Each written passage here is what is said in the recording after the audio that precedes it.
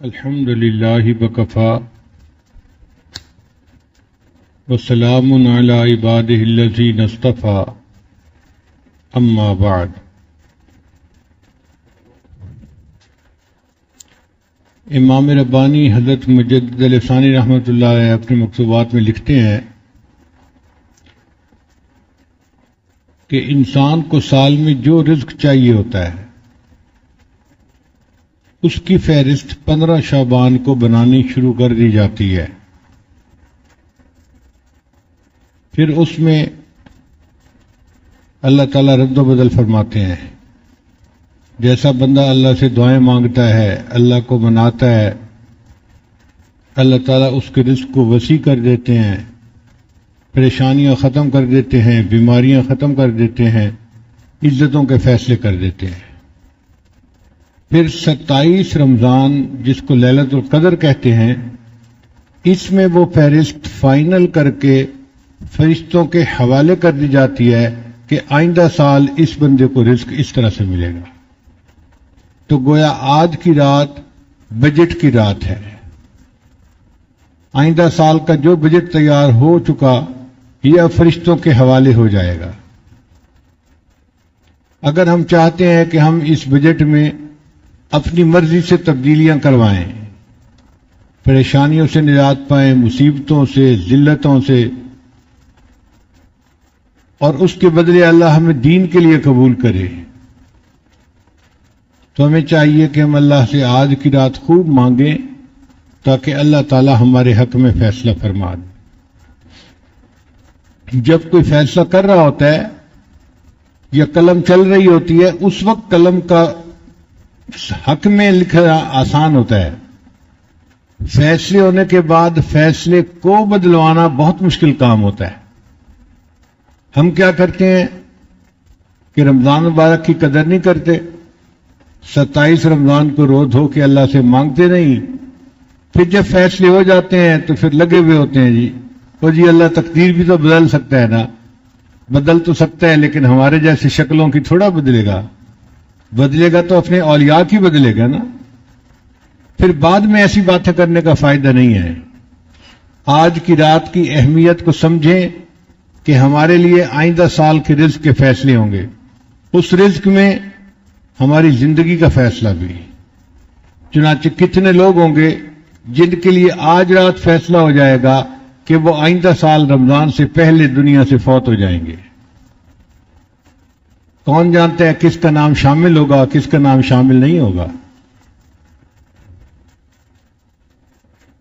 پھر صحت بیماری کے فیصلے، عزت ذلت کے فیصلے، خوشی غمی کے فیصلے، محبت نفرت کے فیصلے، جو انسان کی دنیا میں ضرورت ہے اس کو اس کا رزق کہتے ہیں، اور اس کے فیصلے سال کے آج کی رات میں ہوں گے۔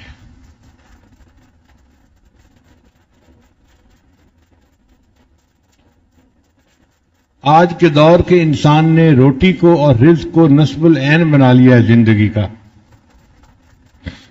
ایسے لگتا ہے کہ ہم دنیا میں شاید آئے ہی اسی خاطر ہیں کہ بس کمانا ہے اور کھانا ہے۔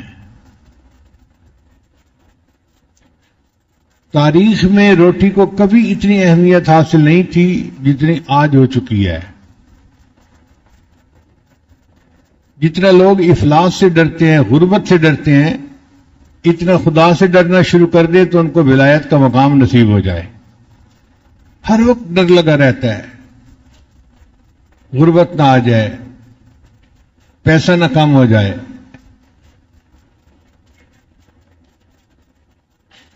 شریعت نے کسب حلال کو عبادت کہا ہے۔ نبی اسلام نے ارشاد فرمایا، القاسب و حبیب اللہ، ہاتھ سے محنت مزدوری کر کے کمانے والا اللہ کا حبیب ہوتا ہے، اللہ کا دوست ہوتا ہے۔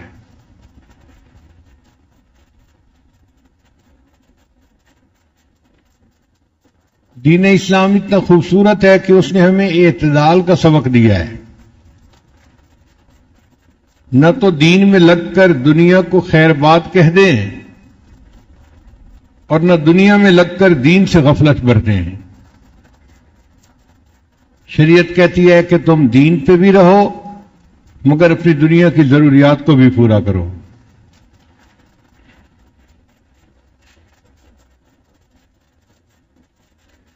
ایسا دور آ گیا ہے کہ آج جھوٹ سے حرام روزی کمانے والے باعزت ہیں اور سچ بول کر غربت کی زندگی گزارنے والے آج ذلت کی زندگی گزار رہے ہیں۔ یہ ہمارے پیٹ کا مسئلہ موت تک کا نہیں ہے، موت کے بعد تک کا بھی ہے۔ آخرت میں بھی ہمیں پیٹ کی ضرورت پڑے گی۔ اگر کوئی بندہ جہنم میں چلا گیا تو وہاں اس کا حال بہت برا ہوگا۔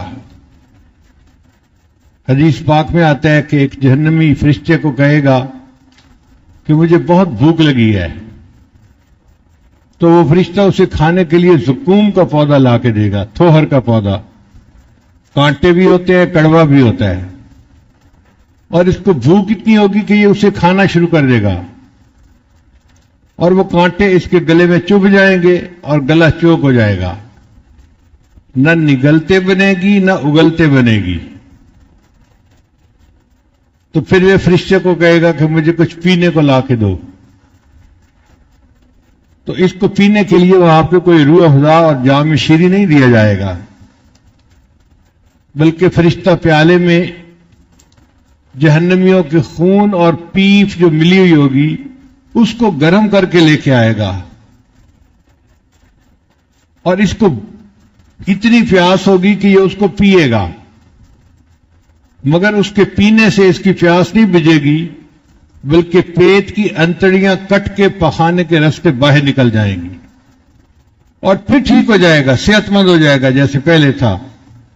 پھر بھوک لگے گی، پھر تھوہر کھائے گا، پھر پانی پیے گا، پھر انتڑیاں کٹیں گی، پھر صحت مند ہو جائے گا، اور یہ سائیکل چلتا رہے گا۔ اللہ اکبر کبیرہ۔ اور جو لوگ جنت میں جائیں گے وہاں اللہ ان کو کھانے کے لیے جنت کے پھل عطا کریں گے۔ وَلَكُمْ فِيهَا مَا تَشْتَهِي أَنفُسُكُمْ وَلَكُمْ فِيهَا مَا تَدَّعُونَ۔ جو ان کا دل چاہے گا اللہ ان کی خواہش کے مطابق بنی چیز انہیں عطا کریں گے۔ اب پیٹ تو بھرا جنتی نے بھی اور پیٹ بھرا جہنمی نے بھی، فرق کا اندازہ خود لگا لیجئے کہ جہنمی کتنی ذلت میں ہوگا اور کتنی پریشانی میں ہوگا۔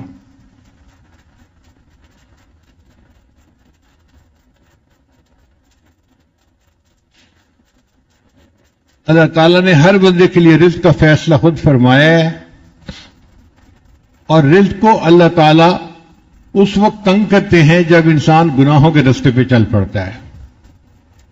وَمَنْ أَعْرَضَ عَنْ ذِكْرِي فَإِنَّ لَهُ مَعِيشَةً ضَنْكَ وَنَحْشُرُهُ يَوْمَ الْقِيَامَةِ أَعْمَى۔ اور جو میرے یاد سے اعراض کرے گا، قرآن سے اعراض کرے گا، ہم اس کی معیشت کو تنگ کر دیں گے اور اسے قیامت کے دن اندھا کھڑا کر دیں گے۔ اب بتائیے کتنی بڑی سزا ہے۔ اسی لیے کئی لوگ جو دیکھنے میں بڑے امیر ہوتے ہیں ان کا رزق بڑا تنگ ہوتا ہے۔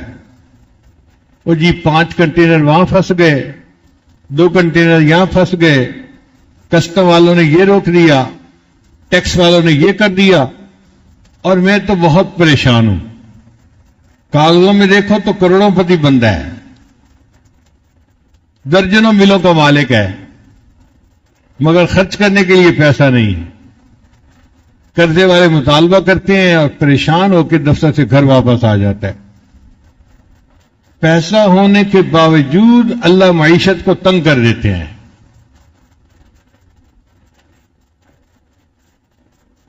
تو ہم اس پریشانی سے کیسے بچیں اور اللہ تعالیٰ سے رزق حلال کیسے مانگیں جو سکون دینے والا ہو؟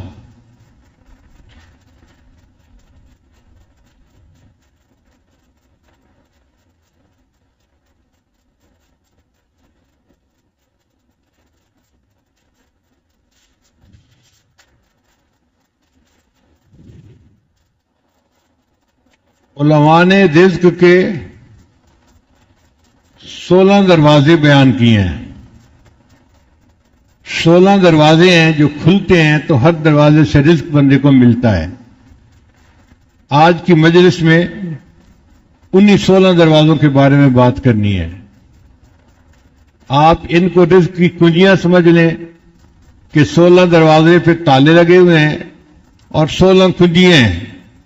آپ ہر کنجی سے ایک دروازہ کھولتے جائیں، دروازے کھلتے جائیں گے.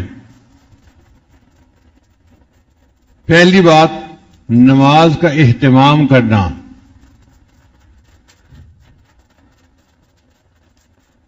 تعدیل ارکان کے ساتھ، سکون کے ساتھ، تسلی کے ساتھ باقاعدگی سے نماز باجماعت پڑھنا، یہ رزق کے لیے پہلا دروازہ ہے. گھر کی عورتیں بھی پڑھیں، مرد بھی پڑھیں.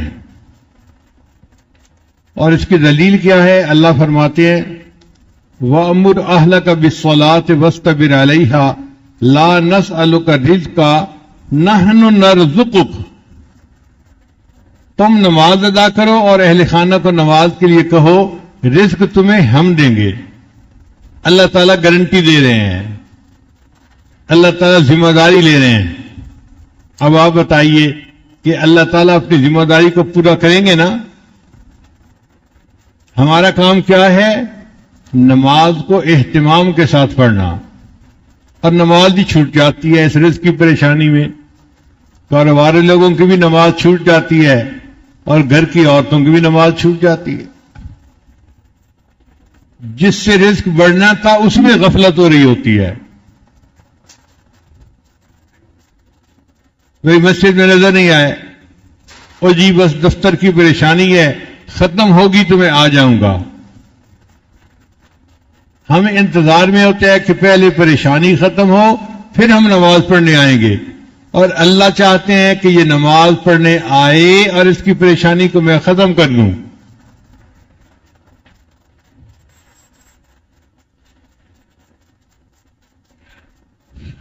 تو رزق کے کھلنے کا پہلا دروازہ نماز کا اہتمام کرنا، اور دوسرا دروازہ کثرت استغفار کی کثرت کرنا. استغفار کی کثرت سے بھی اللہ تعالیٰ رزق کے دروازے کو کھول دیتے ہیں. قرآن مجید میں استغفروا ربکم انہ کان غفارا یرسل السماء علیکم مدرارا ویمددکم باموال، اور اللہ مدد کرے گا تمہاری مال کے ذریعے سے، وبنین، اور بیٹوں کے ذریعے سے، وَيَجْعَلْ لَكُمْ جَنَّاتٍ وَيَجْعَلْ لَكُمْ أَنْهَارًا.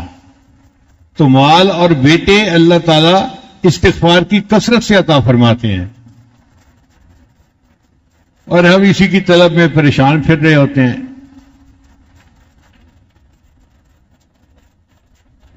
امام قرطبی رحمۃ اللہ نے لکھا ہے کہ گناہوں کی معافی مانگنے سے بارش ملتی ہے اور انسان کا رزق وسیع ہوتا ہے. پھر حدیث مبارک ہے من اکثر من الاستغفار جعل اللہ له من کل ہم فرجا ومن کل ضیق مخرجا ورزقه من حیث لا يحتسب.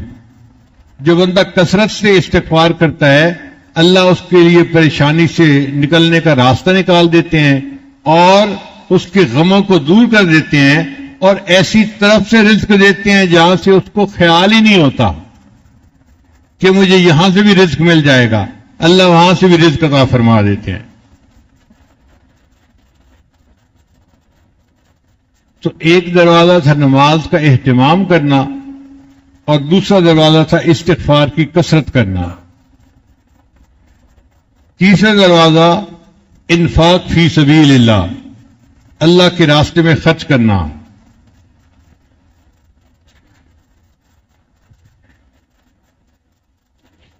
اللہ رب العزت فرماتے ہیں وما انفقتم من شیء فهو یخلفہ.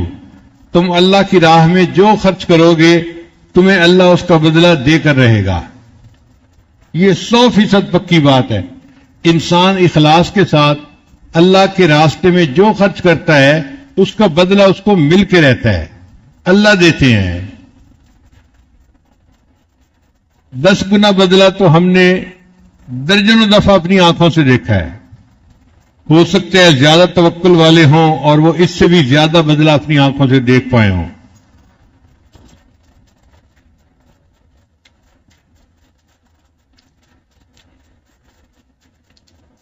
ہم نے نیو یارک میں ایک جگہ مسجد بنانی تھی، تو ہمارے ساتھی تھے، وہ مجھے کہنے لگے کہ حضرت آپ واشنگٹن سے یہاں آ جائیں تو مسلمانوں کے لیے ایک مرکز بن جائے گا، پورے علاقے میں مسجد نہیں ہے. ہم نے کہا بہت اچھا. چنانچہ میں واشنگٹن سے اپنے بچوں کو لے کے نیو یارک آ گیا. اب جس جگہ پر آئے وہاں ارد گرد مسلمان بھی کافی تھے، مگر کافروں کا علاقہ تھا، یہودی بہت رہتے تھے. وہاں پہ مسجد کا بنانا ایک بڑا چیلنج تھا. پلاٹ خریدے، پھر پلاٹ کی اپروول نہیں ملتی، پھر کنسٹرکشن ہو جائے تو 100 اور پابندیاں. تو میں نے اس دوست کو مشورہ دیا، ہم پلاٹ خرید کے مسجد بنائیں گے نا تو پگڑی داڑھی والوں کو اپروول کسی نے نہیں دینی، وہ کہیں گے یہ فنڈامنٹلسٹ کہاں سے آ گئے. اس لیے بہتر یہ ہے کہ ہم کوئی بنی بنائی جگہ خریدیں اور وہاں پر بس عبادت شروع کر دیں. اس نے کہا جی بنی بنائی جگہ کا کیا مطلب؟ میں نے کہا کوئی ایسی عمارت ڈھونڈیں جو بنی ہی عبادت کے لیے ہو، ہمیں اس کا یوز پرمٹ تبدیل کروانے کی ضرورت پیش نہ آئے، ہم بھی عبادت شروع کر دیں گے. چنانچہ ایک سینیگاگ تھا، یہودیوں کی جو مسجد ہوتی ہے اس کا نام سینیگاگ ہوتا ہے، وہ بنا ہوا تھا اور وہ بکنے کے لیے تیار تھا. یہودی اپنے لیے اور جگہ پہ بڑی عبادت خانہ بنانا چاہتے تھے اور اس کو بیچنا چاہتے تھے. اب ان کے سینیگاگ کو کون خریدے؟ کوئی خریدار نہیں تھا. خیر ہم نے پتہ کیا تو پتہ چلا کہ وہ $9 لاکھ کا وہ ہمیں بیچ دیں گے. تو میں نے ساتھی کو کہا کہ بھئی ہمیں یہ چیز ایسی نظر آتی ہے کہ ہم کوشش کریں تو اس کو خرید پائیں گے، بہت زیادہ قیمت بھی نہیں ہے، ڈویبل ہے، اس کے لیے کوشش کرو. اس نے کہا حضرت اس $9 لاکھ کا کیا کریں گے؟ میں نے کہا اللہ سے مانگیں. کہنے لگا ظاہر میں بھی تو کچھ کرنا پڑے گا. میں نے کہا دیکھو بھائی، ظاہر میں جو یہ فنڈ ریزنگ ہے نا، یہ ہم نے تو کبھی کی نہیں، چندے کی اپیل ہم نے کبھی کی نہیں. الحمدللہ ہم نے اپنے بزرگوں سے یہی سیکھا ہے کہ اللہ سے مانگو اللہ دے گا. تو بس ہم اب بھی اللہ ہی سے مانگیں گے، بندوں سے نہیں مانگیں گے. اس نے کہا حضرت اس کا کوئی طریقہ؟ میں نے کہا اس کا طریقہ یہ ہے کہ سب سے پہلے تو آپ کاروباری بندے ہیں، جتنے پیسے آپ دیں گے آپ لگائیں اور میں آپ کو گارنٹی دیتا ہوں کہ آپ کو 10 گنا اللہ واپس لوٹائیں گے. وہ تو حیران ہی ہو گیا، کہتے اچھا 10 گنا مجھے دنیا میں مل جائے گا؟ میں نے کہا ہاں آخرت میں تو بہت کچھ ملے گا، دنیا میں بھی 10 گنا آپ کو واپس مل جائیں گے. کہنے لگا پھر تو میں ہمت کرتا ہوں. وہ گیا، اس نے جا کے بیوی سے مشورہ کیا، بچوں سے مشورہ کیا، سب کے اکاؤنٹ میں جتنے پیسے تھے تو اس نے $9 لاکھ اکیلے بندے نے پورے کر کے میرے پاس آ گیا. حضرت میں نے اپنے اکاؤنٹ سے، بیوی کے اکاؤنٹ سے، بچوں کے اکاؤنٹ سے جتنے پیسے تھے سب اکٹھے کر لیے ہیں اور $9 لاکھ میں نے جمع کر لیے ہیں. میں نے کہا ٹھیک ہے پھر کل چلیں گے، پیمنٹ کر کے اس کو خرید دیں گے. اگلے دن ہم گئے اور ہم نے جا کے اس کی ڈیل مکمل کر لی اور ہمیں چابی مل گئی اور ہم نے آ کے اس کی صفائی کی جگہ کی اور اذان دے کے نمازیں شروع کر دی. وہاں کے مسلمان بڑے حیران کہ جی مسجد کھل گئی تو کیسے کھلی؟ چندہ تو کسی نے کیا نہیں. اب اس کے بعد جو آتا کہ جی چندہ تو کیا نہیں، مسجد کیسے کھلی؟ وہ کہتا تھا حضرت صاحب سے پوچھو. تو سارے لوگ میرے پاس، حضرت جی یہ مسجد کیسے کھل گئی؟ میں کہتا بتاؤ بھائی یہ گھر کس کا ہے؟ کہتے اللہ کا ہے. میں نے کہا پھر جس کا گھر ہے اسی نے خریدی ہے نا، اسے پوچھو. پھر گھر اللہ کا ہے تو اللہ ہی نے خریدی نا، گھر تو اپنا انسان خریدتا ہے نا. تو اللہ نے خریدی ہے تو اللہ نے کوئی بندوبست کیا ہوگا، اللہ سے پوچھو اللہ آپ نے کیسے اس کو جو ہے نا وہ خریدوا دیا. چپ ہو جاتے لوگ. ہم نے بالکل کسی کو نہیں بتایا کہ کس نے خریدی, کیسے خریدی, بس نماز شروع کر دی, جمعہ شروع کر دیا. اب وہ بندہ جس نے $9 لاکھ خرچ کیے تھے نا, میرے پاس آیا, مجھے کہتا ہے حضرت میں نے تو پوری زندگی میں جو کمایا تھا آپ کے اعتماد پر میں نے سب کچھ لگا دیا, اب میرا کیا بنے گا؟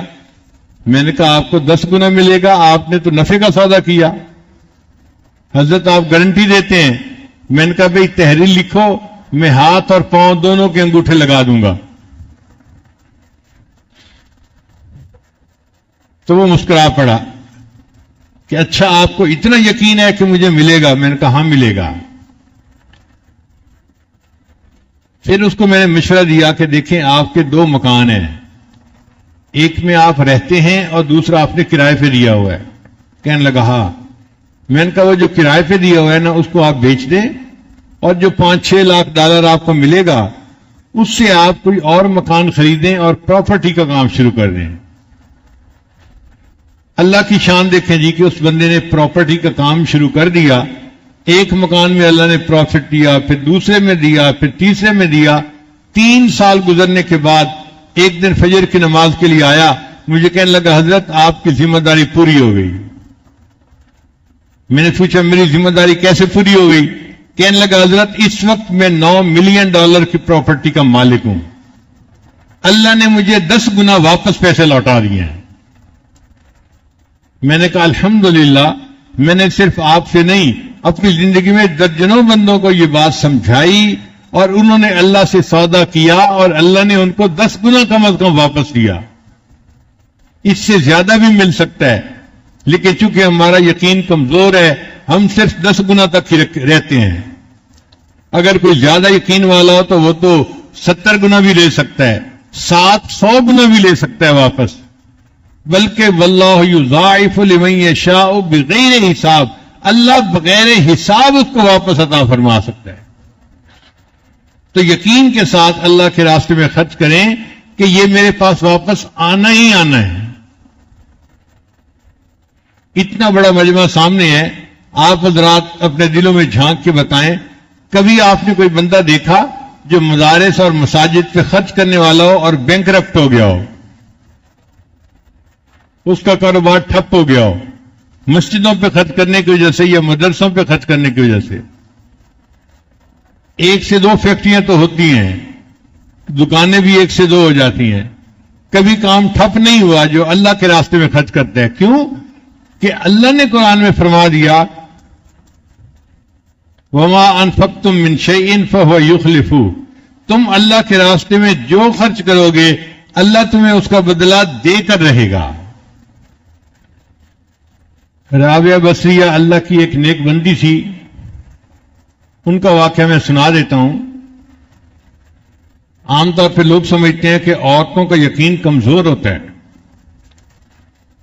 بیچاری جلدی گھبرا جاتی ہیں.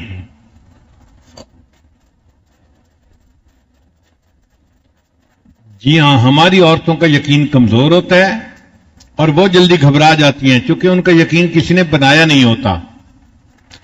جن کا یقین بنا ہوا ہوتا ہے وہ پہاڑ کی طرح مضبوط ہوتی ہیں. تو رابعہ بصریہ اللہ کی وہ بندی تھی جس کا یقین بنا ہوا تھا. اللہ کی شان دیکھیں, ایک دفعہ ان کے گھر مہمان آ گئے. اب جو گھر میں کام کرنے والی باندی تھی پریشان تھی کہ اتنے مہمان آ گئے اور گھر میں کچھ ہے نہیں ان کو کھلانے کے لیے, تو رات کے کھانے کا کیا بنے گا. دروازہ کھٹکھٹایا گیا, ایک بندہ آیا. رابعہ نے اس باندی کو کہا کہ جا کے پوچھو کون ہے. اس نے کہا جی کوئی بندہ ہے, کھانا لایا ہے. اچھا بھائی کھانا لایا ہے تو روٹیاں گنو کتنی ہیں. وہ جی روٹیاں تو 9 ہیں. انہوں نے کہا نہیں یہ ہمارا کھانا نہیں, یہ اس بندے کو واپس کر دو. اب باندی حیران کہ چلو 9 تو ہے نا روٹیاں, کھانا تو کھلایا جا سکتا ہے, وقت بھی ہو گیا, ہم واپس کر دیں گے تو کیا بنے گا. خیر اس نے جا کے کھانا واپس لوٹا دیا. تھوڑی دیر بعد ایک دوسرا بندہ کھانا لے کے آ گیا. رابعہ نے کہا کہ روٹیاں گنو کتنی ہیں؟ اس نے کہا جی 9 ہیں۔ انہوں نے کہا نہیں ہمارا کھانا نہیں ہے، واپس کر دو۔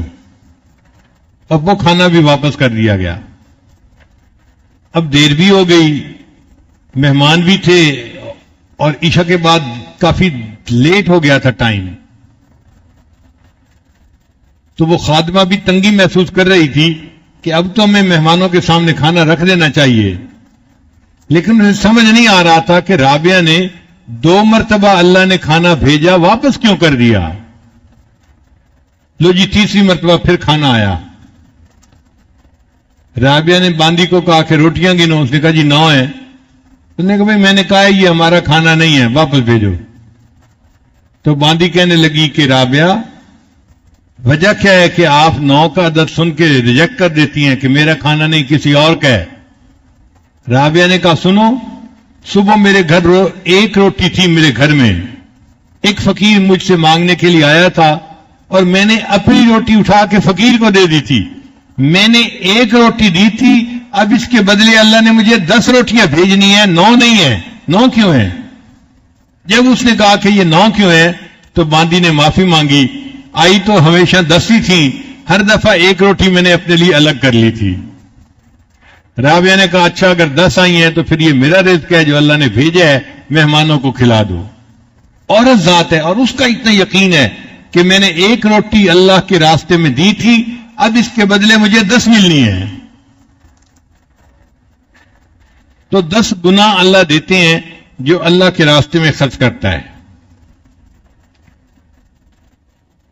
اور اللہ تعالیٰ ایسے بندے کے رزق میں کمی نہیں آنے دیتے جو اللہ کے راستے میں خرچ کر رہا ہوتا ہے۔ ہمارے قریب ایک گاؤں ہے، اس میں ایک عورت گزری، اس کو حاتم تائی کی بہن کہا کرتے تھے۔ وہ بڑی سخی عورت تھی، وہ اللہ کے راستے میں خوب خرچ کرتی تھی۔ اس کا خاوند بڑا ذمہ دار بھی تھا اور گاؤں کا نمبردار بھی تھا، اور وہ گاؤں بالکل سڑک کے کنارے تھا۔ اکثر لوگ وہاں بس سے اترتے اور پھر اندر جو ان کے گھر تھے ان گاؤں میں چلے جاتے تھے۔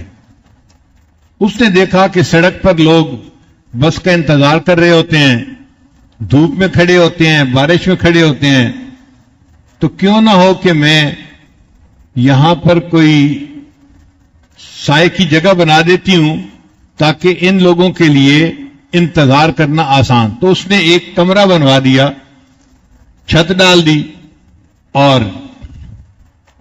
مہمانوں کو وہاں بیٹھنے کی، لیٹنے کی سہولت مل گئی۔ اب مہمان جو آتے تو وہ وہاں ٹھہرتے، گھنٹہ 2 گھنٹہ جو انتظار تھا، پھر چلے جاتے۔ پھر اس کے ذہن میں خیال آیا ان لوگوں کو پانی پینے کا بندوبست بھی کرنا چاہیے، کچھ کھانا کھلانے کا بندوبست بھی کرنا چاہیے، تو اس نے ان کے لیے کھانے پینے کا بندوبست بھی شروع کروا دیا۔ اب آپ کو پتہ ہی ہے کہ ہم جیسے جو مفت خورے ہوتے ہیں نا، ان کو مفت میں روٹی مل جائے کہیں تو وہ پلاننگ ہی ایسے کرتے ہیں کہ یہاں سے جائیں گے اور فلاں جگہ رات گزاریں گے، کھانا کھائیں گے اور صبح پھر آگے جائیں گے۔ رش بڑھنا شروع ہو گیا۔ اب کھانا کھانے والے 200-300 تک پہنچ گئے۔ بات شروع ہوئی تھی 5-10 سے، اور اب انتظار گاہ میں 200-300 بندے ہوتے، مگر کھانا پکایا جاتا اور ان کو دیا جاتا۔ اب کچھ لوگ جو ہوتے ہیں نا وہ بڑے خیر خواہ ہوتے ہیں، اللہ ہی ان سے نمٹے، ان بیچاروں کو ہضم نہیں ہوتا یہ سب کچھ۔ اب انہوں نے دیکھا کہ بھئی روزانہ اتنا پیسہ خرچ ہو رہا ہے، یہ عورت کھانا بنوا رہی ہے اور 200 بندوں کو کھانا کھلا رہی ہے۔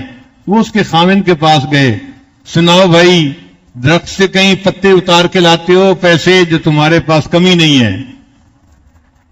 انہوں نے کہا نہیں، میں زراعت سے کماتا ہوں۔ دیکھو تمہاری بیوی تو ایسے پیسہ لٹا رہی ہے، 200-300 بندوں کو ہر رات کھانا کھلاتی ہے، یہ تو تمہیں کنگال کر کے ہی رہے گی۔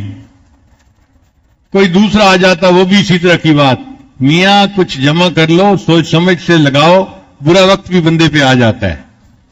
اب ادھر سے کوئی مشورہ، ادھر سے کوئی مشورہ، وہ بندہ اتنا تنگ آ گیا کہ ایک دن اس نے فیصلہ کر لیا کہ اب میں یہ مہمان خانہ جو ہے ختم کر دوں گا. اس نے آرڈر دے دیا آج کے بعد ہم کسی کو کھانا نہیں کھلائیں گے. جب اس عورت کو یہ خبر ملی تو وہ بڑی غمزدہ ہوئی، مگر اس نے اپنے خاوند سے کوئی جھگڑا نہیں کیا.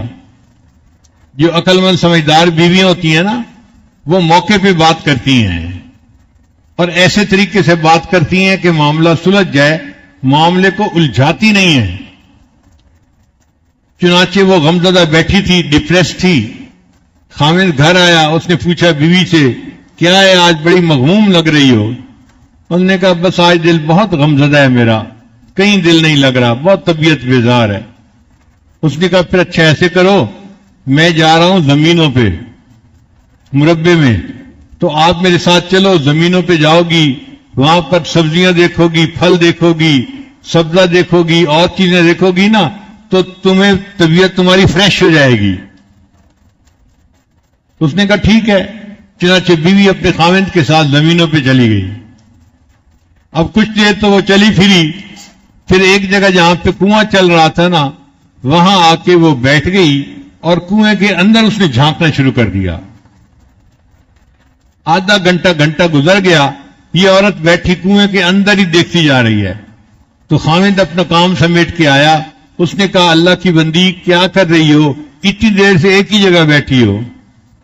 اس نے کہا بس میں دیکھ رہی ہوں یہ خالی ڈول اندر جا رہے ہیں اور پانی سے بھر بھر کے واپس آ رہے ہیں، کوئی ڈول خالی نہیں آتا، جو خالی ڈول اندر جاتا ہے وہی بھر کے واپس آتا ہے.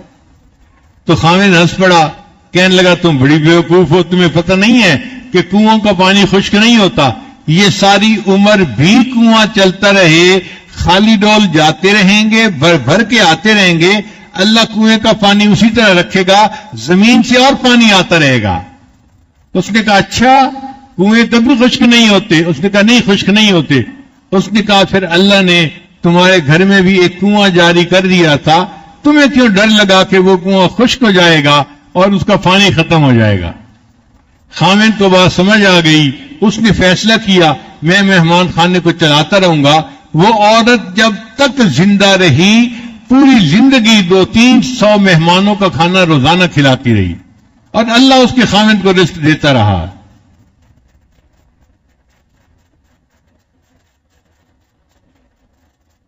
تو یقین اگر دل میں ہو تو اللہ تعالیٰ رزق سے انسان کو پریشان نہیں کرتے.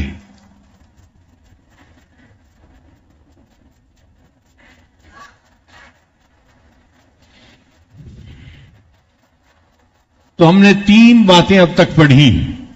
رزق فراخ ہونے کے 16 دروازے ہیں. ان میں پہلا دروازہ کون سا ہے؟ نماز کو اہتمام سے پڑھنا. اور دوسرا دروازہ استغفار کی کثرت کرنا. اور تیسرا دروازہ اللہ کے راستے میں خرچ کرنا.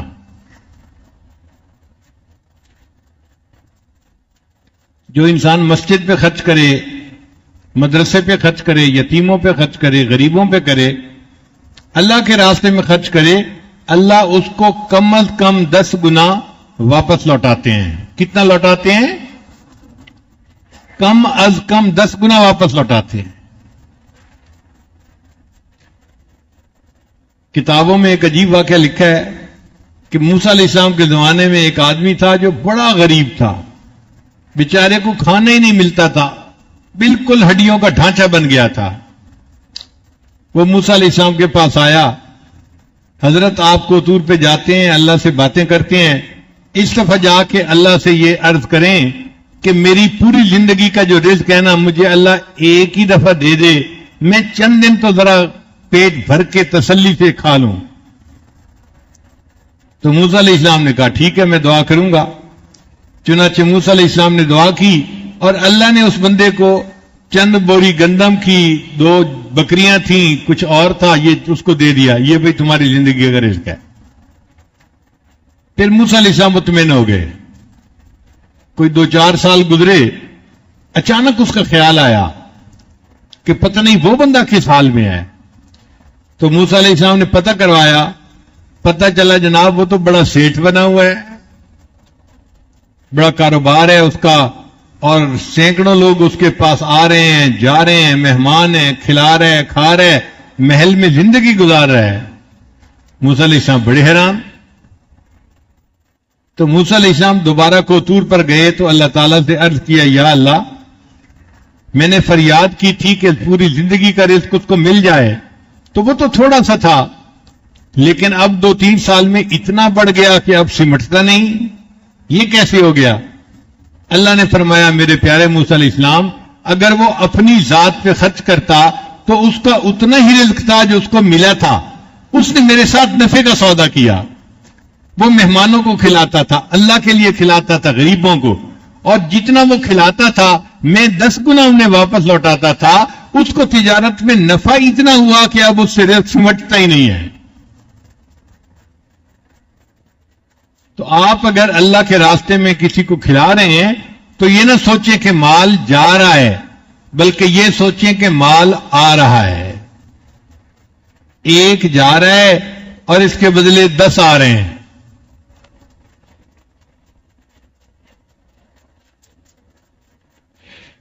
پھر رزق کا چوتھا دروازہ تقوی اختیار کرنا۔ اللہ تعالی ارشاد فرماتے ہیں، وَلَوْ أَنَّ أَهْلَ الْقُرَىٰ آمَنُوا وَاتَّقَوْا لَفَتَحْنَا عَلَيْهِمْ بَرَكَاتٍ مِّنَ السَّمَاءِ وَالْأَرْضِ۔ اگر یہ بستی جیسوں والے تقوی اختیار کرتے تو ہم ان کے لیے آسمان سے رزق کے دروازوں کو کھول دیتے۔ اللہ آسمان سے رزق کے دروازے کھولتے ہیں جو انسان گناہوں سے بچتا ہے۔ اللہ رب العزت قرآن مجید میں فرماتے ہیں، وَمَن يَتَّقِ اللَّهَ، اور جو اللہ سے ڈرنے والا بندہ ہو، يَجْعَل لَّهُ مَخْرَجًا، اللہ تعالیٰ اس کے لیے مخرج بنا دیتا ہے، وَيَرْزُقْهُ مِنْ حَيْثُ لَا يَحْتَسِبُ، اور ایسی طرف سے رزق دیتا ہے جس کا اس کو گمان ہی نہیں ہوتا۔ ہم بھی اگر تقوی اختیار کریں گے تو اللہ رب العزت ہمارے لیے رزق میں آسانیاں فرما دیں گے۔ پھر 5واں دروازہ ہے کثرت عبادت۔ 5واں دروازہ کون سا ہے؟ کثرت عبادت، ٹکا کے کرنا، نفل پڑھنا، نمازیں پڑھنا، تلاوت کرنا، خوب جی بھر کے عبادت کرنا، اس سے بھی رزق دروازے کھل جاتے ہیں۔ حدیث مبارک ہے، ابن آدم تفرغ لعبادتی، اے ابن آدم میری عبادت کے لیے اپنے آپ کو فارغ کر لے، املأ صدرک غنن، میں تیرے سینے کو غنا سے بھر دوں گا، واسد فقرک، اور تمہاری تنگ دستی کو میں بند کر دوں گا۔ یعنی عبادت کرنے سے اللہ تنگ دستی کو بند کر دیتے ہیں اور سینے کو غنا سے بھر دیتے ہیں۔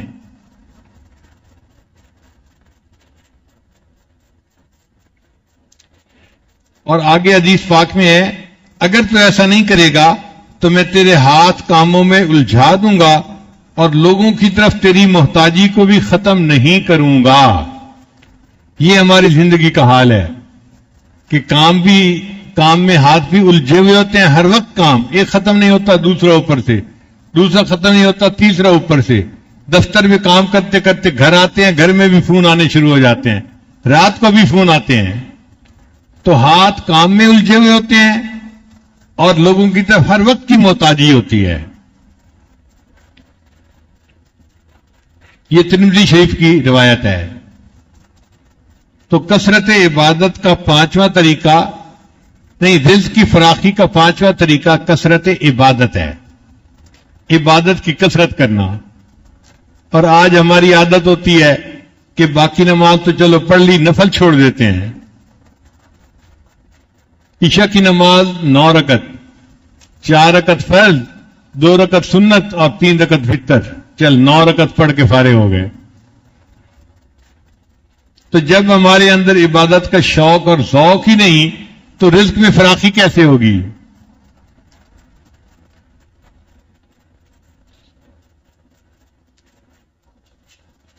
جو گھوڑے مقابلہ جیتتے ہیں نا، دوڑوں میں فرسٹ آتے ہیں،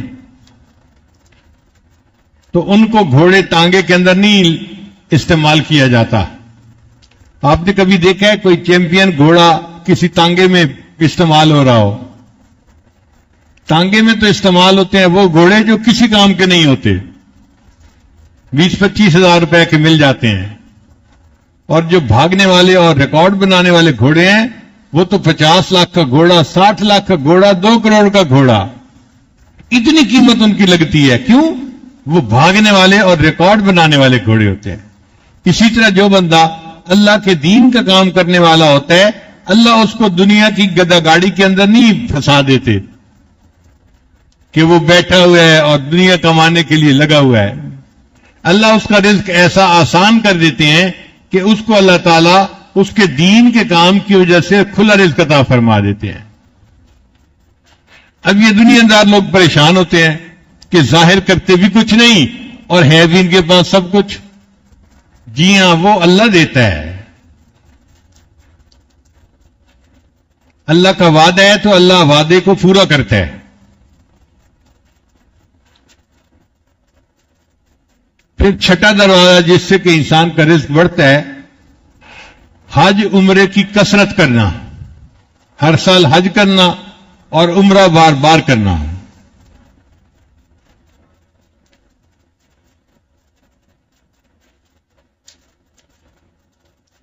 حدیث مبارکہ ہے، حج اور عمرہ گناہوں کو اور تنگ دستی کو اس طرح دور کرتے ہیں جس طرح بھٹی سونے چاندی کی میل کچیل کو دور کر دیتی ہے. بھٹی پہ سونا پگھلا کے سونے کا جو کھوٹ ہوتا ہے نا اس کو الگ کر دیتے ہیں. تو حج اور عمرہ اس طرح انسان کی تنگ دستی اور انسان کے گناہوں کو اس سے الگ کر دیا کرتے ہیں. تو جن کو اللہ توفیق دے وہ کثرت سے حج کریں، عمرہ کریں. سال میں ایک عمرہ نہیں، کئی مرتبہ عمرہ، ہر مہینے عمرہ کریں. اس سے بھی زیادہ کہ اللہ توفیق دے تو اس سے بھی زیادہ کریں. جتنا حج عمرہ کریں گے اللہ اتنا اور رزق میں برکتیں عطا فرمائیں گے.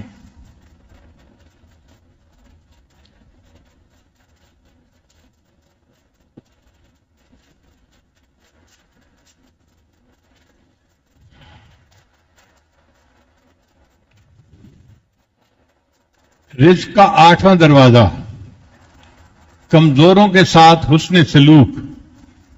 کچھ لوگ ہوتے ہیں جو بیمار ہوتے ہیں یا رزق کے اعتبار سے کمزور غریب ہوتے ہیں، ان کے ساتھ حسن سلوک اللہ کو بہت پسند ہے. ان کا غم بانٹنا، ان کے کام آنا، ان کی مشکل میں مصیبت میں ان کو دینا، اس سے اللہ رزق کے دروازے کھول دیتے ہیں. چنانچہ حدیث پاک میں ہے کہ تمہیں اپنے کمزور اور ضعیف لوگوں کی وجہ سے اللہ تعالیٰ رزق عطا فرماتے ہیں.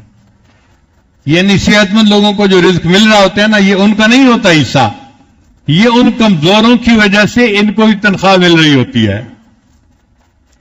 اور اللہ اتنا کریم ہے کہ جس کو نوکر رکھتا ہے اس کو 97.5% تنخواہ دیتا ہے. 100 روپے ہو تو 97.5% پہ تم تنخواہ رکھ لو اور 2.5% غریبوں تک پہنچا دو. آپ نے دنیا میں کوئی اتنا سیلری دینے والا دیکھا مالک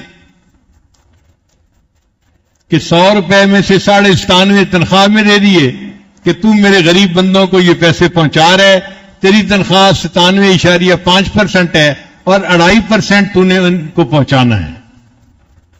حالانکہ ہونا یہ چاہیے تھا کہ 97.5% پہنچاؤ تو چلو 2.5% تمہیں بھی دے دیں گے. اللہ فرماتے ہیں نہیں، تم کیا جانو میں کتنا دینے والا ہوں، میں 97.5% تمہیں دوں گا، تنخواہ دوں گا، اس لیے کہ تم نے 2.5% غریبوں تک زکوٰۃ پہنچانی ہے.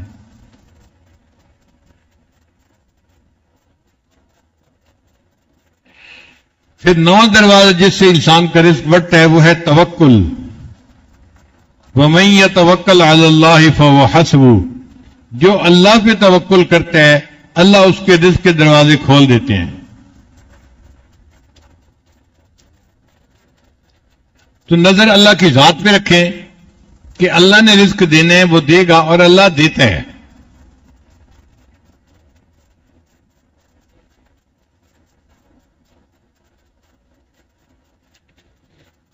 پلے رزق نہ بندے پکھو تے درویش، پلے رزق نہ بندے پکھو تے درویش، جنہ تکیا رب دا انہاں رزق ہمیش۔ جو اللہ پہ توکل کرتے ہیں اللہ انہیں ہمیشہ رزق عطا فرماتا ہے، اللہ رزق کا بندوبست کر دیتا ہے۔ تو نظر اللہ کی ذات پہ رکھیں، پھر دیکھیں اللہ تعالیٰ آپ کو کیسے رزق عطا فرماتے ہیں۔ اور 10واں دروازہ شکر ادا کرنا۔ بندے کو جو نعمتیں اللہ نے عطا فرمائی ہیں ان کا جتنا شکر ادا کرے گا اللہ رزق کے اتنے دروازوں کو اور کھول دیں گے۔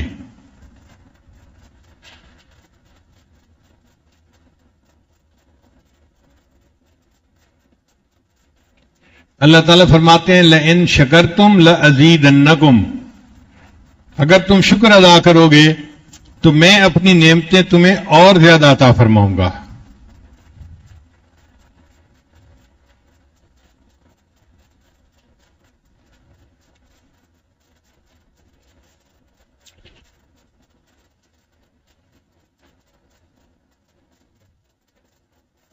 رزق کا 11واں دروازہ، انسان گھر جائے اور اہل خانہ کو مسکرا کے سلام کرے۔ مردوں کی عادت ہوتی ہے نا، کام سے جاتے ہیں تو گھر جاتے ہوئے بڑا سیریس بنے ہوئے ہوتے ہیں۔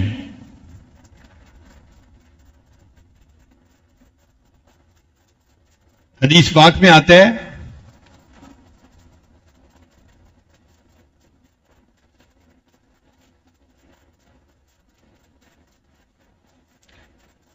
سیدہ صدیقہ لانا فرماتی ہیں کہ نبی علیہ السلام نے فرمایا کہ 3 باتیں ہیں کلہم ضامن علی اللہ، ان 3 کاموں کے کرنے پر اللہ ضمانت دیتا ہے کہ میں رزق بڑھا دوں گا۔ ان میں سے ایک ہے رجل دخل بیتہ بسلام فہو ضامن علی اللہ، وہ بندہ جو اپنے گھر میں واپس داخل ہو اور اہل خانہ کو مسکرا کر سلام کرے، اللہ ضمانت دیتے ہیں میں اس کے رزق کو فراخ کر دوں گا۔ آپ بتائیے کبھی ہمارا دھیان اس طرف گیا کہ یہ بھی رزق کا دروازہ ہو سکتا ہے؟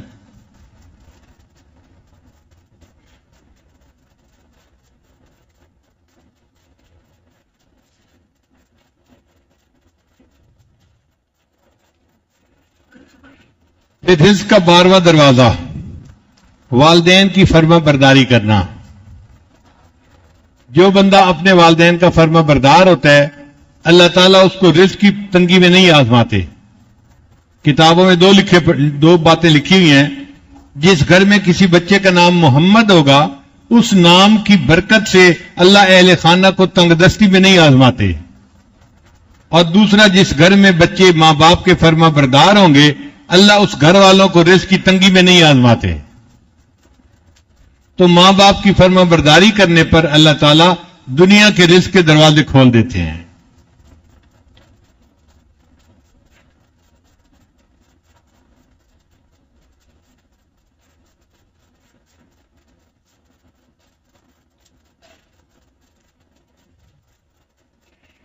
رزق کا 13واں دروازہ دوام طہارت، ہر وقت باوضو رہنا۔ اب یہ کوئی کام ہی نظر نہیں آتا، لیکن اس کا تعلق عادت کے ساتھ ہے۔ جیسے ہمیں بے وضو رہنے کی عادت ہے، اب ہم اس کو تبدیل کر کے باوضو رہنے کی عادت بنا لیں، ہر وقت باوضو۔ جب بیت الخلاء جانا ہو تو وضو کر کے نکلیں، پھر وضو ٹوٹے پھر وضو کر لیں۔ بس نیت یہ ہو کہ اللہ میں نے زندگی باوضو گزارنی ہے، ہر وقت باوضو رہیں گے تو اس سے رزق کے دروازے بھی کھل جائیں گے۔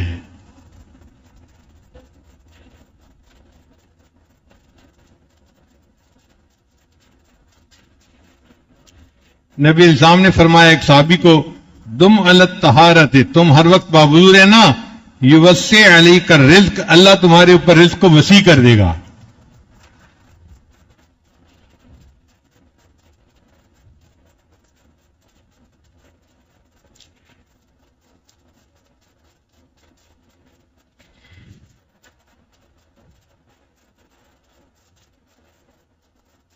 یہ جو ہم نے رزق کے 13 دروازے پڑھے ہیں ان کو ایک دفعہ پھر دہرا لیتے ہیں تاکہ بات ذہن نشیں ہو جائے۔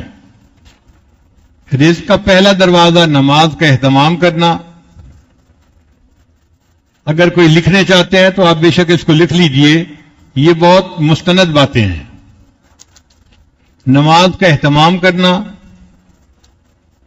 دوسرا ہے استغفار کی کثرت کرنا، تیسرا ہے اللہ کے راستے میں خرچ کرنا۔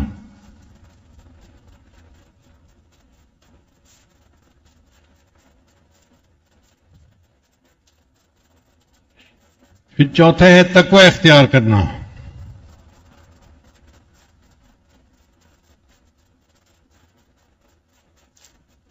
پھر آگے ہے عبادت کی کثرت کرنا۔ پھر ہے کثرت سے حج اور عمرہ کرنا۔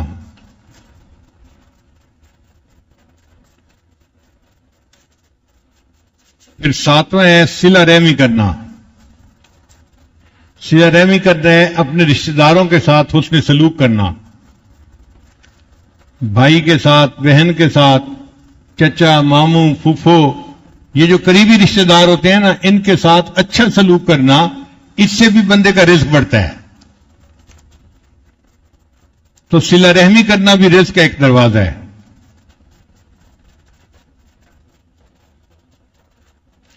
پھر کمزوروں کے ساتھ اس سے سلوک کرنا، پھر توکل کرنا،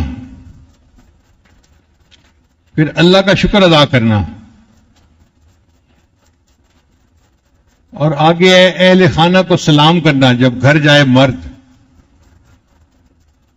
اور 12واں ہے والدین کی فرما برداری کرنا، اور 13واں ہے وضو کی پابندی کرنا، محافظت کرنا۔ 14واں نمبر ہے چاشت کی نماز پڑھنا۔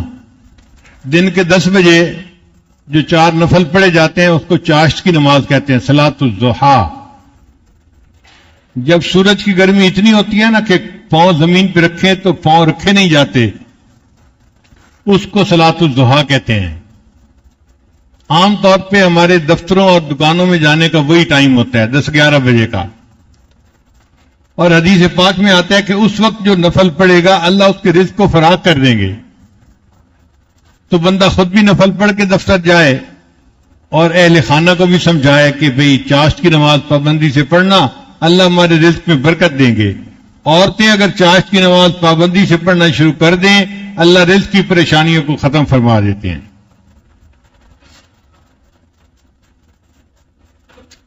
حدیث پاک ہے چاشت کی نماز پڑھو، یہ رزق کو کھینچتی ہے اور تنگ دستی کو بھگاتی ہے۔ اور 15واں ہے سورہ واقعہ کا روزانہ پڑھنا۔ قرآن مجید میں ایک سورت ہے، اس کا نام ہے واقعہ، چھوٹی سی سورت ہے، زیادہ بڑی نہیں ہے۔ جو بندہ روزانہ اس کو باقاعدگی سے پڑھے، اللہ اس کو رزق کی پریشانی سے نکال دیتے ہیں۔ عبداللہ ابن عباس عنہ بڑے عالم تھے، عثمان غنی عنہ کے پاس آئے ملنے کے لیے، تو عثمان غنی عنہ کو اللہ نے بہت مال و دولت دی تھی، غنی بنا دیا تھا۔ انہوں نے فرمایا عبداللہ میرا دل چاہتا ہے کہ تمہاری بیٹیاں ہی بیٹیاں ہیں، بیٹا نہیں ہے، تو میں تمہیں بہت ساری رقم دے دوں تاکہ تم اپنی بیٹیوں کے لیے خرچے کا بندوبست کر دو۔ تو عبداللہ ابن عباس نے جواب دیا عثمان غنی عنہ کو، امیر المومنین مجھے آپ کے تعاون کی ضرورت نہیں ہے۔ تو عثمان غنی عنہ بڑے حیران ہوئے، تعاون کی ضرورت نہیں ہے تو پھر کیسے گزارا ہوگا؟ انہوں نے آگے سے کہا کہ مجھے نبی علیہ الصلوۃ والسلام نے یہ بات بتائی تھی کہ اگر تم سورہ واقعہ کو روزانہ پڑھ لو گے اللہ تمہیں رزق کی تنگ دستی سے بچا لیں گے۔ میں نے اپنی ساری بیٹیوں کو سورہ واقعہ یاد کروا دی ہے اور انہیں تلقین کی ہے کہ وہ روزانہ اس کو پڑھیں، میری بیٹیوں پہ کبھی فاقہ نہیں آ سکتا۔ اتنا یقین تھا ان کو۔ اور 16واں نمبر ہے اللہ سے دعا کرنا۔ چنانچہ جو بندہ اللہ سے دعا کرتا ہے اللہ اس کے لیے رزق کے دروازے کھول دیتا ہے۔ اور آج کی رات دعا کی رات ہے، لہذا آپ اللہ سے جتنا مانگنا چاہتے ہیں آپ اللہ سے مانگیں، اللہ عطا فرمائیں گے۔ اللہ کے خزانے میں کوئی کمی نہیں ہے، کہ جی بجٹ کم ہو گیا آپ دے نہیں سکتے. یہ تو دنیا کی حکومتوں کی باتیں ہوتی ہیں. اللہ تعالیٰ تو کائنات کے خزانوں کا مالک ہے. جو مانگیں گے اللہ عطا فرما دیں گے.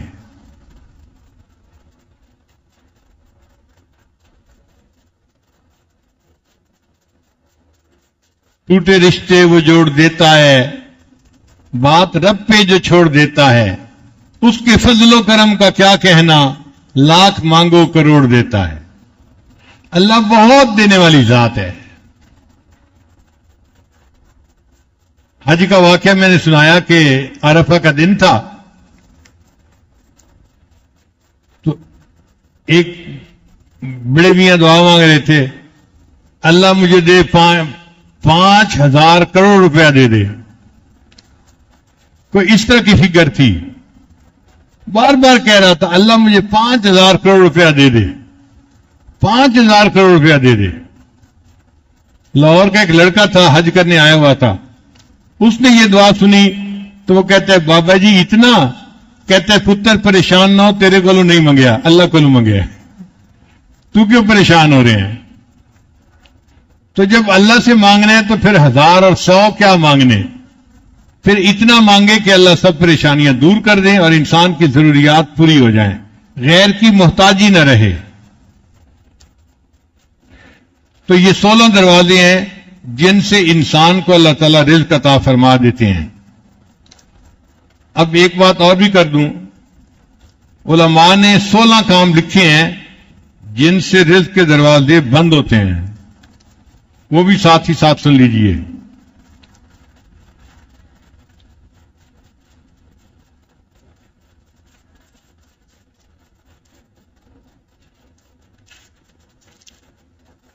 ان میں پہلی بات,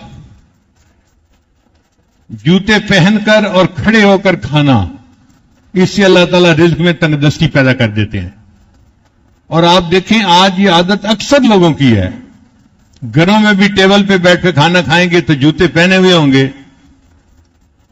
اور شادیوں میں تو لوگ ویسے ہی کھڑے ہو کے کھانا کھانا پسند کرتے ہیں. اس سے اللہ تعالیٰ رزق میں تنگدستی پیدا کر دیتے ہیں. بیت الخلاء میں ننگے سر جانا, اب آپ بتائیے کتنی کامن عادت ہے, ننگے سر ہی جاتے ہیں سوائے اس کے کہ جس کو سر پہ ٹوپی رکھنے کی عادت ہو. اور بیت الخلاء میں باتیں کرنا, پہلے تو سمجھ نہیں آتی تھی, لیکن جب سے سیل فون آیا اب بیت الخلاء میں باتیں کرنے کی بات بھی سمجھ میں آ گئی. اس سے بھی رزق کے دروازے بند ہوتے ہیں. تیسرا, مہمان کو بوجھ سمجھنا, مہمان کے آنے پر جس بندے کو تھوڑا تنگی محسوس ہو تو اللہ رزق کے دروازے بند کر دیتے ہیں. چوتھا, بغیر ہاتھ دھوئے کھانا کھانا, یہ تو بہت عادت ہے آج. بغیر ہاتھ دھوئے کھانا کھانے سے رزق کے دروازے بند ہوتے ہیں.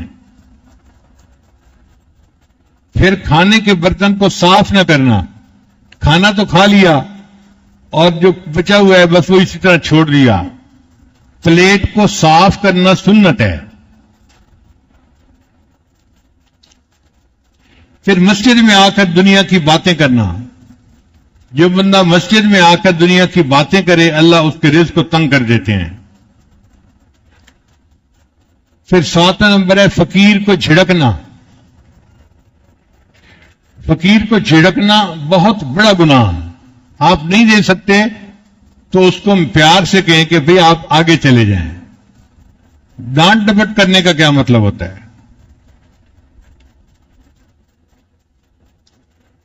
جو فقیر کو دیکھ کے تیوریاں چڑھائے, شکل بنائے اور اس کو بھگائے, اللہ اس کے رزق کو تنگ کر دیتے ہیں.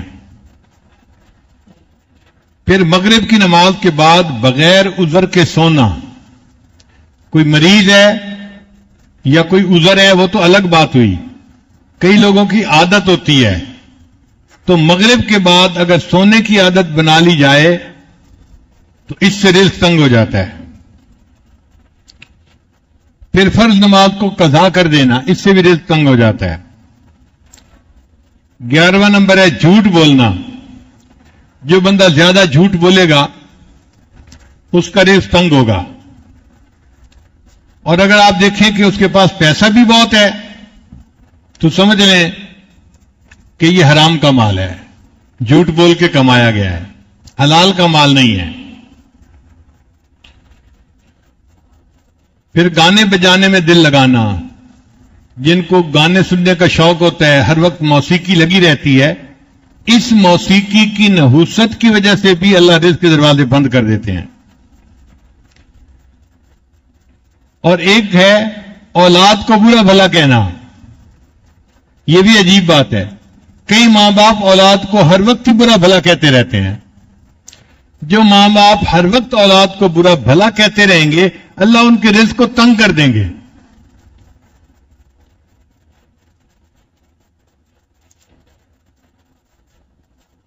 پھر قرآن مجید کو بے وضو چھونا. قرآن مجید کو انسان جب بھی ہاتھ لگائے تو باوضو ہونا چاہیے. بے وضو ہاتھ لگانے سے رزق تنگی ہو جاتی ہے. پھر نظروں کی حفاظت نہ کرنا, غیر محرم کو دیکھنا. جن کو حرص ہوتی ہے نا, ہوس ہوتی ہے کہ ہر گزرنے والی لڑکی کو دیکھو, عورت کو دیکھو, یہ ٹھپا کیسا تو وہ ٹھپا کیسا, تو ان کے رزق کو اللہ تعالیٰ پھر تنگ کر دیتے ہیں. اور 16واں ہے اہل و عیال سے ہر وقت لڑتے رہنا. کئی لوگ ہوتے ہیں ہر وقت بیوی کے ساتھ کچھ نہ کچھ کھٹ پٹ چلتی رہتی ہے, چھوٹی چھوٹی باتوں پہ, نکمی باتوں پہ. تو جو ہر وقت اپنے اہل خانہ کے ساتھ لڑتا رہے, اللہ اس کے رزق کو بھی تنگ کر دیتے ہیں. تو 16 دروازے تھے جن سے رزق کھل جاتا ہے, اور 16 دروازے تھے جن سے رزق بند ہو جاتا ہے. اللہ تعالیٰ ہمیں رزق کی پریشانیوں سے محفوظ فرمائے, اور اللہ ہمیں دین کے راستے میں خرچ ہونے والا مال عطا فرمائے جو ہمارے ایمان کے لیے ڈھال بن جائے. آج کے دور میں مال ایمان کے لیے ڈھال ہے. ذرا اونچا بولیں, آج کے دور میں مال ایمان کے لیے ڈھال ہے. آج جس کے پاس تنگ دستی ہے اس کا تو ایمان ہی محفوظ نہیں ہے. نبی علیہ السلام نے فرمایا کاد الفقر ان یکون کفرا, قریب ہے کہ تنگ دستی تمہیں کافر بنا دے.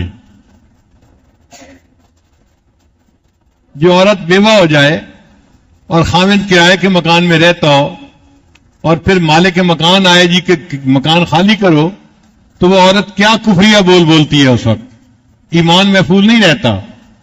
اس لیے اللہ تعالیٰ ہمیں اتنا مال دے کہ جو ہمارے ایمان کی حفاظت کا سبب بن جائے. ایسا مال ہو جو وبال سے خالی ہو, جو برکتوں والا ہو, جو عزتوں والا ہو. اور اس بجٹ کی رات آج ہے. آج اللہ تعالیٰ یہ سب فیصلے فرمائیں گے, اور یہ فرشتے پھر آئندہ کے لیے فرشتوں کے حوالے کر دی جائیں گی. تو آج کی رات کی اس دعا میں خصوصاً اللہ سے خوب رو رو کے اپنے گناہوں کی معافی مانگیں, اپنے رزق کی آسانی کے لیے دعائیں مانگیں, اللہ سے بیماریوں سے پناہ مانگیں, پریشانیوں سے پناہ مانگیں. اللہ تعالیٰ آج کی رات کو ہمارے لیے مغفرت کی رات بنا دے. وآخر دعوانا ان الحمدللہ.